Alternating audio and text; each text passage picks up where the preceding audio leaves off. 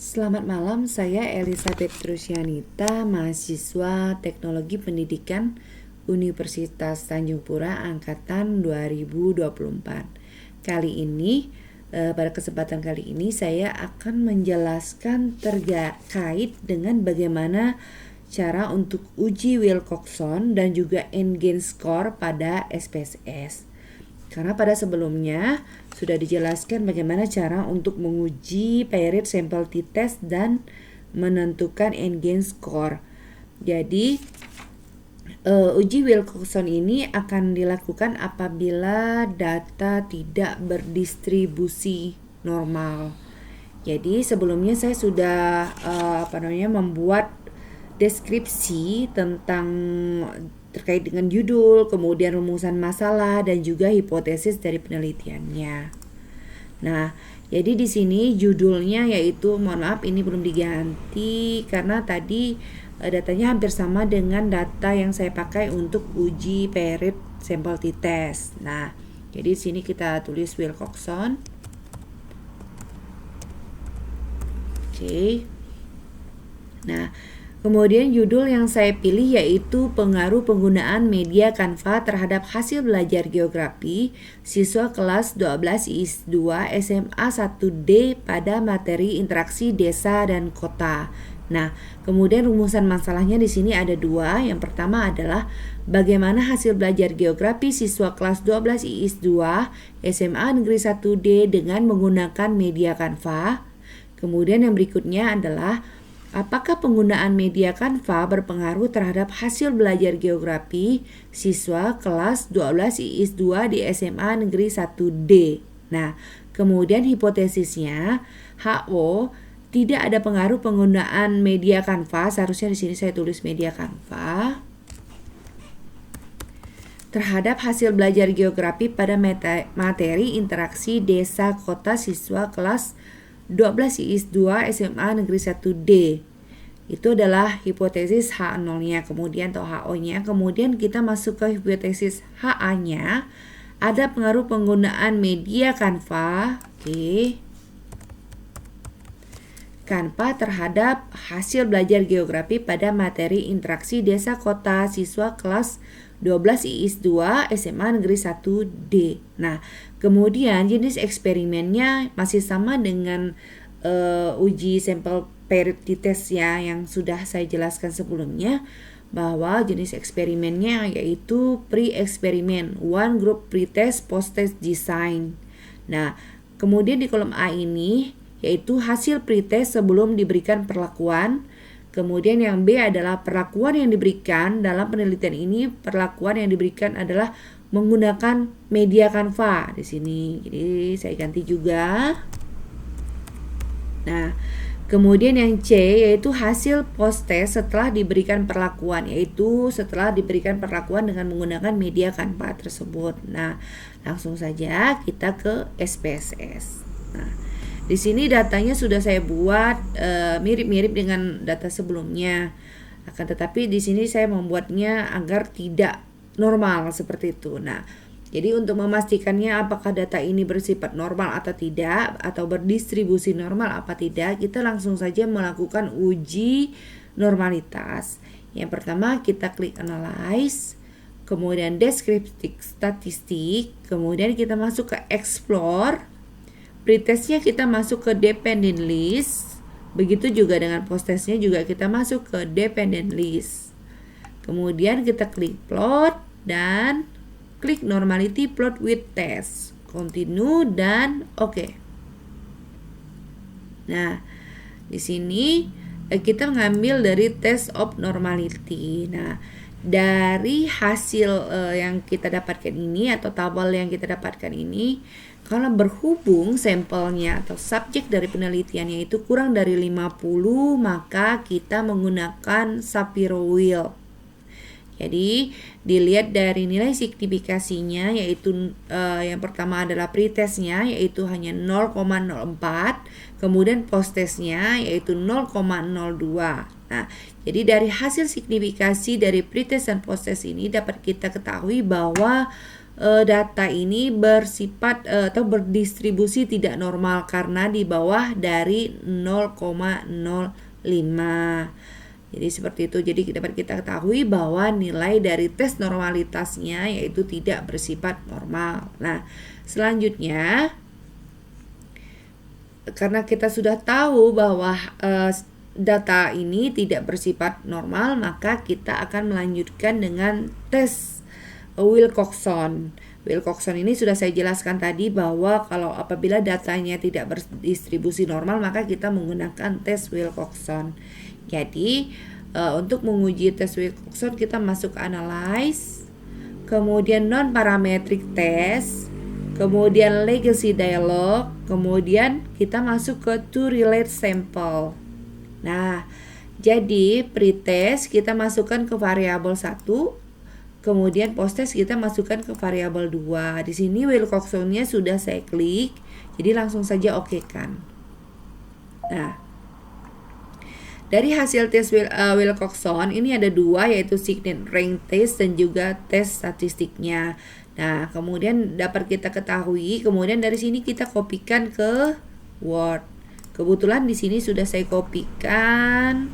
Nah, jadi berdasarkan dari tabel berikut, tabel dari hasil uji Wilcoxon tersebut dapat kita ketahui atau menunjukkan hasilnya, yaitu pada negative rank yang ini post-test pre-testnya sebanyak 2 siswa memiliki skor post-test lebih rendah dari pre-test dengan rata-rata peringkat 10 dan total peringkat 20.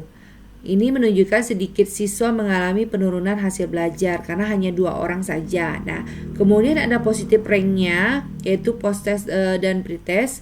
Sebanyak 22 siswa memiliki skor post-test lebih tinggi dari pre-test dengan rata-rata peringkat yaitu 12,73 dan total peringkat yaitu 280. Ini menunjukkan sebagian besar siswa mengalami peningkatan hasil belajar. Kemudian ada TICE-nya yaitu post-test dan pre-test. Sebanyak 6 siswa memiliki skor post-test yang sama dengan pre-test. Ini menunjukkan tidak ada perubahan pada kelompok ini. Nah, kesimpulannya yaitu mayoritas siswa yaitu 22 dari 30 sampling atau dari 30 siswa mengalami peningkatan skor post-test dibandingkan pre-test, dengan hanya sedikit yang mengalami penurunan atau tidak ada perubahan. Hal ini menunjukkan bahwa intervensi memiliki efek positif pada peningkatan hasil belajar, yaitu perlakuan tadi memberikan peningkatan pada hasil belajar. Nah, kemudian yang berikutnya adalah hasil dari tes statistiknya. Nah, kita kembali lagi ke Word. Setelah kita kopikan, hasilnya seperti ini. Nah, jadi dari hasil uji Wilcoxon signet rank test ini menunjukkan nilai Z yaitu min 3,956 yang menunjukkan adanya perbedaan yang cukup besar antara skor pretest dan juga posttest. Nah, kemudian ada asymptotic-nya to tails, nilai signifikasi sebesar 0,000 yang lebih kecil dari 0,05 dan ini menunjukkan bahwa perbedaan antara pretest dan posttest itu signifikan secara statistik. Nah, kesimpulannya terdapat perbedaan yang signifikan antara skor pretest dan posttest yang mengidentifikasikan bahwa intervensi atau perlakuan yang dilakukan berhasil meningkatkan hasil belajar siswa. Nah, selanjutnya kita akan menghitung N-gain score. Nah, rumus N-gain score yaitu skor post-test dikurang skor pre-test kemudian dibagi skor maksimum dikurang skor pre-test. Nah, kemudian interpretasi N-gain-nya yaitu ada 3, yaitu tinggi yaitu lebih dari 0,7, kemudian sedang yaitu 0,3 sampai dengan 0,7, kemudian rendah itu di bawah dari atau kurang dari 0,3. Ini juga bisa sama dengan ya. Nah, jadi langsung saja kita masuk lagi ke SPSS untuk menghitung N-gain score-nya. Nah, kita masuk di sini, tapi terlebih dahulu kita masuk ke transform, kemudian convert variable, kemudian di sini kita masukkan nilai post-test. Oke. test kurang pretest. Ini yang terlebih dahulu ya. Oke, post test, kemudian kita kurangi dengan pretest. Nah, ini kita lihat udah excuse, berarti sudah keluar hasilnya, yaitu ini ya. Nah, ini adalah selisih antara nilai post test dan pretest, yaitu nilai post test dikurangi nilai pretest. Nah, kemudian selanjutnya kita akan melihat jumlah maksimal kemudian dikurangi dengan pretest. Kita masuk lagi ke transform, kemudian compute variable. Di sini kita masuk ke nilai maksimal kurang pretest. Oke. Nah, jadi di sini nilai maksimalnya itu ini kita hapus dulu. Nilai maksimalnya adalah 100, kemudian kita kurangi nilai pretest. Sini masukkan dan oke. Nah, setelah excuse kita tahu hasilnya, kita keluarkan saja.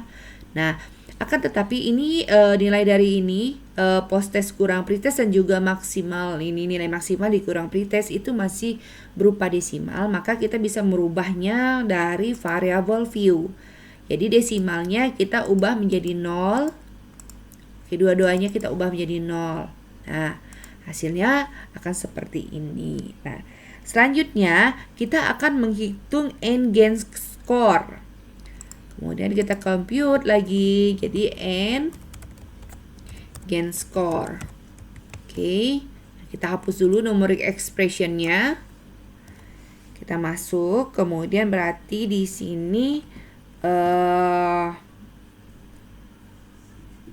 post test kurang pretest. Oke, kemudian dibagi dengan maksimal kurang pretest dan kita okekan. Udah execute, kita keluarkan saja. Nah, ini adalah n-gain score-nya. Selanjutnya kita akan menghitung dari n-gain persentase. Nah, kita masuk lagi ke transform. Kemudian di sini kita target variabelnya kita ubah menjadi n-gain persentase. Kemudian di sini kita hapus dulu. Kemudian persentase, jadi dia pakai n-gain kita masukkan, kemudian dikali 100. Oke.